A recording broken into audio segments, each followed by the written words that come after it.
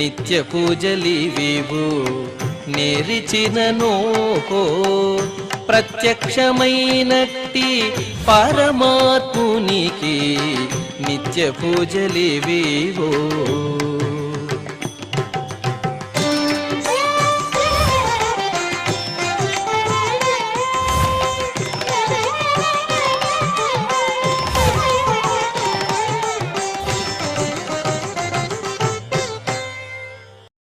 ఓం నమో వెంకటేశాయ.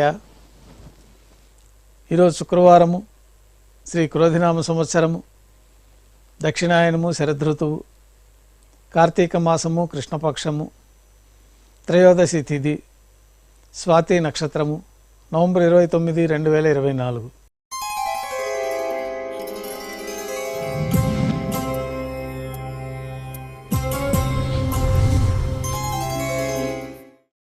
ఉభయ దేవేలతో శ్రీ మలయప్ప స్వామివారు బంగారు తిరిచిపైన వేంచేసి మేళతాళాలతో ఊరేగింపుగా విమాన ప్రదక్షిణంగా సంపంగి ప్రాకారంలో కల కళ్యాణ మండపానికి చేరుకుంటారు. కళ్యాణోత్సవం ప్రారంభమవుతుంది.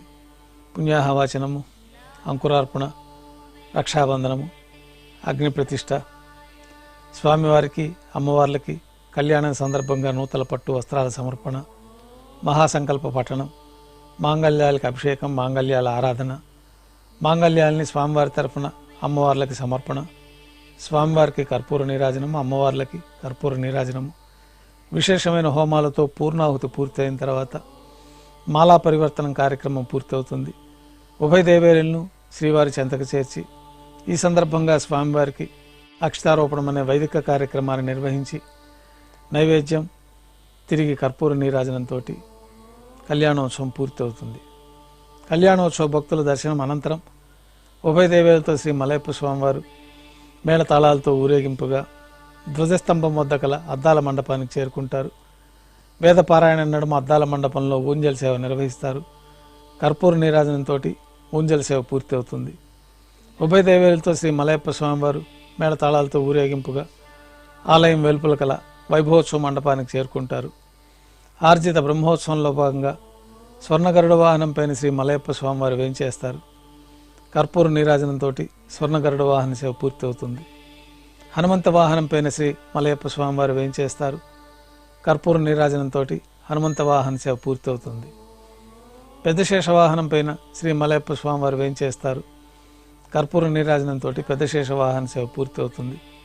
తిరుచిపైన శ్రీ మలయప్ప స్వామివారు వేంచేసిన తర్వాత ఉభయ దేవేరులతో కలిపి శ్రీ మలయప్ప స్వామివారికి కర్పూర నీరాజన సమర్పణంతో ఆర్జిత బ్రహ్మోత్సవం పూర్తి అవుతుంది.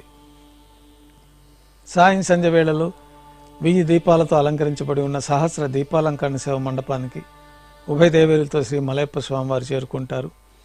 వేదం, గానం, నాదం నడుమ సహస్ర దీపాలంకరణ సేవ జరిపి నక్షత్ర నీరాజనము, కర్పూర నీరాజన సమర్పణతో సహస్ర దీపాలంకరణ సేవ పూర్తి అవుతుంది. ఉభయ దేవేరులతో శ్రీ మలయప్ప స్వామివారు 4 తిరువీధుల ఉత్సవం జరుపుకునే భక్తులను అనుగ్రహించి ఆలయంలోకి చేరుకుంటారు. ఆలయంలో నైవేద్యం పూర్తయిన తర్వాత గర్భాలయంలో వేంచేస్తారు. వెంటనే రాత్రి తోమాల సేవ ప్రారంభమవుతుంది.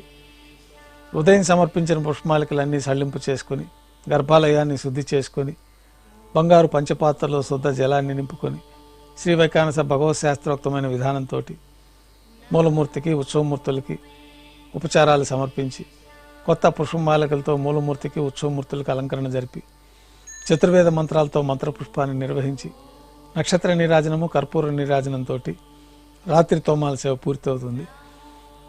తులసీదళములతో అష్టోత్తర శతనామార్చన నిర్వహిస్తారు.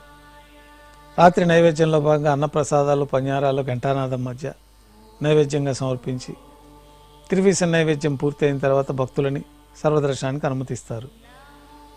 కొద్ది విరామం తర్వాత ఏకాంత సేవలో భాగంగా రాత్రి సమర్పించిన పుష్పమాలికలు సళ్లింపు చేసుకొని గర్భాలయాన్ని శుద్ధి చేసుకొని ఏకాంత సేవలో భాగంగా బంగారు పట్టు పాన్పు పైన కౌతుకభైరమైన శ్రీ భోగ శ్రీనివాసమూర్తి వారిని వెంచేపు చేసుకొని బ్రహ్మ తిరువారాధన కోసం బంగారు బిందెలోని తీర్థాన్ని పంచపాత్రలో సమర్పణ గావించి ఏకాంత సేవలో భాగంగా స్వామివారికి దారోష్ణమైన గోక్షీరము, జీడిపప్పు, ద్రాక్ష, కలకండ కలిపిన మిశ్రమాన్ని నైవేద్యంగా సమర్పించి కర్పూర నీరాజనంతో ఏకాంత సేవ పూర్తి అవుతుంది. ఓం నమో వెంకటేశాయ.